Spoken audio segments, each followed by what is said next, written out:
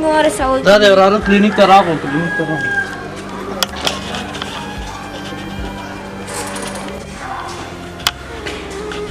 کاکا فکر کوم کېږي. دا د وراره ډاکټر ته ورسېدو. ډاکټر شته دی.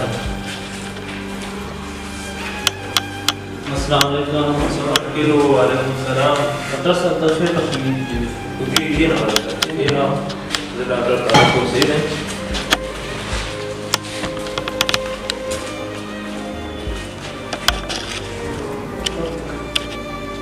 डॉक्टर साहब हाँ सब मुश्किल है अस्सलाम वालेकुम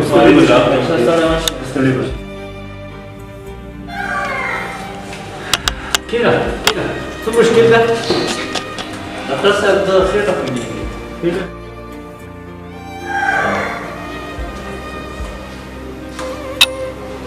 څنګه چل دی بچا څه شي دی خوړلی و که څنګه یې ساتل خبر بس کلک د چي نه وي خوړلی نه ډاکټر صاحب. سینه دې څنګه دی سینه سینه مې ښه دی. ښه ده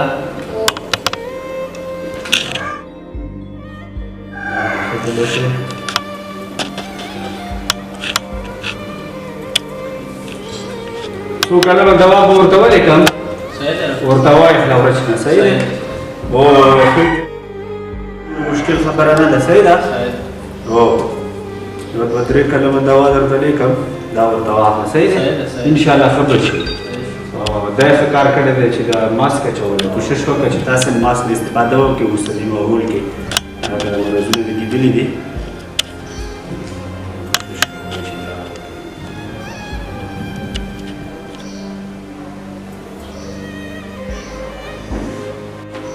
دا دوا به ورته واخلې صحیح دی او ډاکټر صاحب به سره وشي خدمت به درته وښیي صحیح دی صحیح دی خیر صحیح نور څه مشکل خو نه نه نه خیر صحیح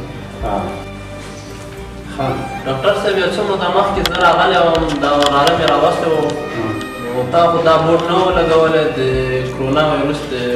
مشورې په باره کې خلکو ته مشوره ورکړې بالکل هو داسې دی وروره چې موږ خپله وزارت استدامه چې کوم دی د موږ امر کړی ده چې باید په هر کلینیک کې داسې یو بورډ باید ولګېږي چې هغې کې باید خلکو دې ته توجه راشي چې دې کې د کرونا د مخنیوي هغه کومې وقایوي لارې کومې دي هغه باید خلکو ته واضح شي نو دې خاطره موږ دا بورډ لګولی موږ ته وزارت استدامې دا امر کړی دی باوجود چې هر مریض باید موږ ته راځي باید موږ لږه مشوره ورته ورکړو د کرونا د مخنیوي هغه کومې لارې چارې چې دي باید موږ ورته وښیو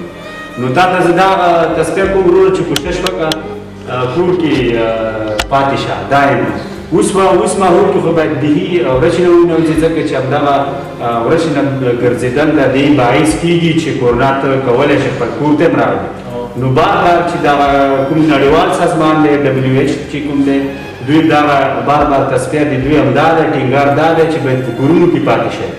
ځکه د دې مرض داسې خاص دوا نشته همدا خاص یوازینۍ دوا دا ده چې باید په کور کې پاتې شي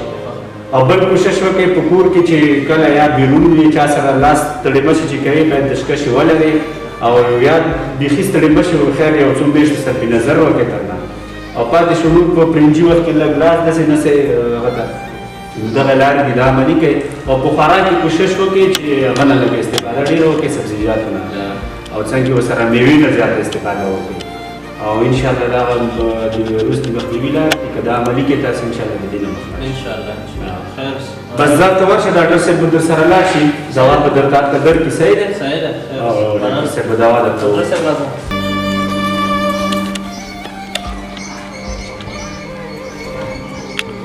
سخته غریبي ده چې لږ د خوستان دپاره چې پیدا کړي وه زمان یم نو راتلوګي نه مړ کېږي چې یې وکړم زویه دا ته راشه کاکا په خیر راغلی خیر اوسه ډاکټر صاحب ډاکټر صاحب یوه پوښتنه مې وه دا کلینیک د کرونا وایرس مشورې کلینیک دی او کاکا هم خدمت ووایه ډاکټر صاحب ما ویل مې چې د کرونا وایرس په باره کې مې لږ معلومات راکړي نو کرونا وایرس باره کې خو کاکا معلومات خو داسې دي چې عام طور ټولې دنیا ته معلومه ده چې باید هغه کومې تداوي خاص تداوي داسې درمل نه لري خو هغه کومې مخنیوي لارې چې کومې دي که نه هغه لري چې مطلب باید سړی په کور کې واوسي باید بیرون ونه ګرځي ځکه چې کور کې اوسېدل د ده دپاره دا بهتره مخنیوي لاره دی او ښه تداوي دی او څنګه ورسره باید ماسک پیشکش نه هم استفاده وکړي. ډاکټر صاحب امام مطلب دا و که نه چې کله چې دا وایرس څوک ونیسي نو بیا ورسره مرسته او دا تداوي څوک کوي؟ تداوي کې کاکا مونږ کوو خو مرستې چې دي د دولت ورسره کوي. هغه مرستې ورسره دولت کوي چې مطلب د کور دپاره خرڅ خوراک چې کوم وسایل دي هغه بیا غریبانو خلکو لپاره بیا دولت ورسره کومک کوي. دولت او دا غټ چارواکي والله ډاکټر صاحب دا مو درېیمه ورځ ده چې کور نه راوتی د څه مزدورۍ د ترلاسه کولو لپاره چې خپلې کورنۍ ته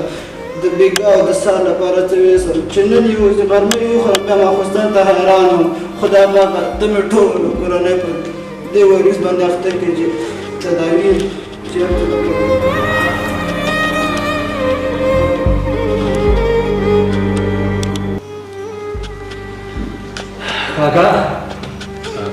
کاکا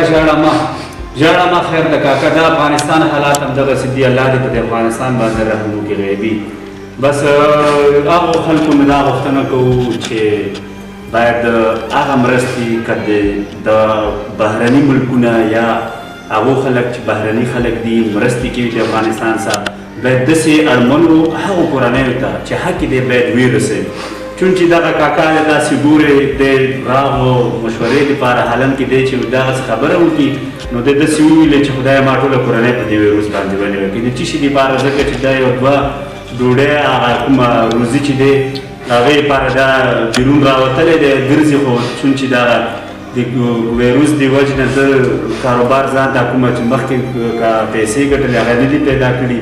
نو تاسې